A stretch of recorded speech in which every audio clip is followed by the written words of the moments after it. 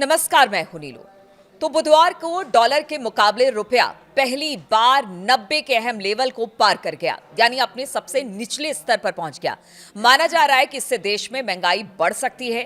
Dollar के मुकाबले रुपए के कमजोर होने से कंज्यूमर, इलेक्ट्रॉनिक्स, ब्यूटी और कार कंपनियां कीमतें बढ़ा सकती है। इसमें जीएसटी में कटौती के बाद इन सेगमेंट्स में बहुत अच्छी बिक्री का एक ट्रेंड शुरू हुआ था, जो कि अब पलट सकता है। जानकारियों के अनुसार जो कंपनियां इंपोर्टेड पार्ट्स या फिर पूरी तरह से इंपोर्टेड प्रोडक्ट्स पर निर्भर है, वो बहुत परेशान है। कई कंपनियों ने 22 सितंबर से लागू होने वाले गुड्स एंड सर्विसेज टैक्स यानी जीएसटी रेट कट में कटौती के बाद सरकारी जांच के डर से कच्चे माल की बढ़ती लागत के बावजूद कीमतें बढ़ाने की योजना को टाल दिया था, मगर अब हालात बदल सकते हैं। रिपोर्ट्स के अनुसार स्मार्टफोन, लैपटॉप, टीवी और बड़े अप्लायंसेज मेकर कंपनियां दिसंबर जनवरी से कीमतों में 3 से 7% तक का इजाफा कर सकती है।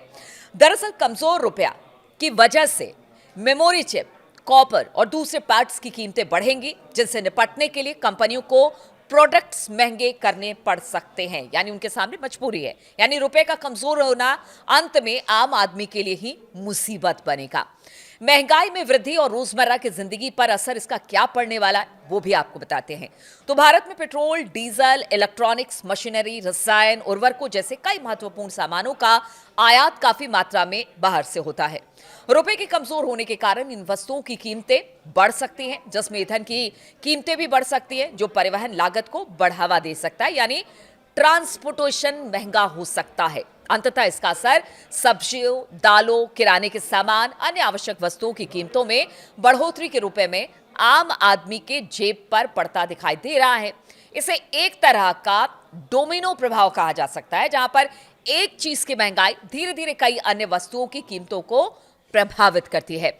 विदेशी शिक्षा और यात्रा पर बढ़ता खर्च, वो भी यानी कि कमजोर हो गया रुपया, तो अब इस पर भी खर्च बढ़ेगा।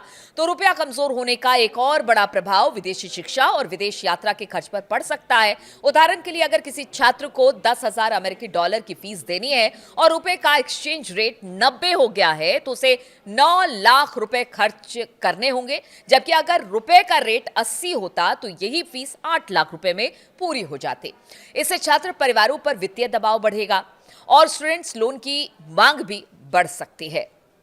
अब शेयर बाजार की बात कर ले तो शेयर बाजार पर प्रभाव रुपए के गिरने से स्टॉक मार्केट में प्रभावित हो सकता है। विदेशी निवेशक अगर रुपए की कमजोरी देखते हैं तो वो अपना पैसा वापस निकाल सकते हैं, जिससे बाजार में बिकवाली का दबाव बढ़ता है।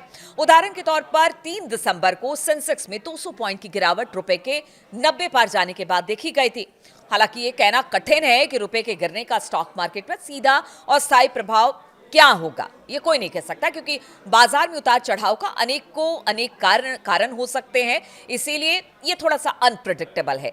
रुपए के कमजोर होने के और भी प्रभाव है, जिसमें कि विदेशी कर्ज और निवेश है, जिसमें भारत के लिए विदेशी कर्ज चुकाने की लागत बढ़ जाती है, जिसमें सरकारी खर्च बढ़ सकते हैं। वहीं निर्माण और निर्यात यानी कि आयात महंगा होता है। कमजोर रुपए से भारतीय उत्पादन विदेश में सस्ते हो जाते हैं, जिससे निर्यात को बढ़ावा मिल सकता है। मुद्रा नीति पर भी दबाव पड़ेगा। आरबीआई को मुद्रा बाजार में हस्तक्षेप करना पड़ सकता है, जिससे कि आर्थिक नीति पर दबाव बढ़ता दिखाई दे रहा है। तो देखिए कि रुपया अगर कमजोर हुआ है तो उसके क्या दूरगामी परिणाम होंगे। जीएसटी के हटने के बाद थोड़ी सी राहत आम लोगों को मिली थी, हमें आपको मिली थी, लेकिन अब लग रहा है कि रुपया कमजोर हुआ तो फिर आगे आने वाले समय में हुआ क्या, हो ही गया है। अब उसका आगे आने वाले समय में किस तरह से हमारी जेब पर बोझ बढ़ने वाला है, बस उसका इंतजार करना बाकी रह गया है।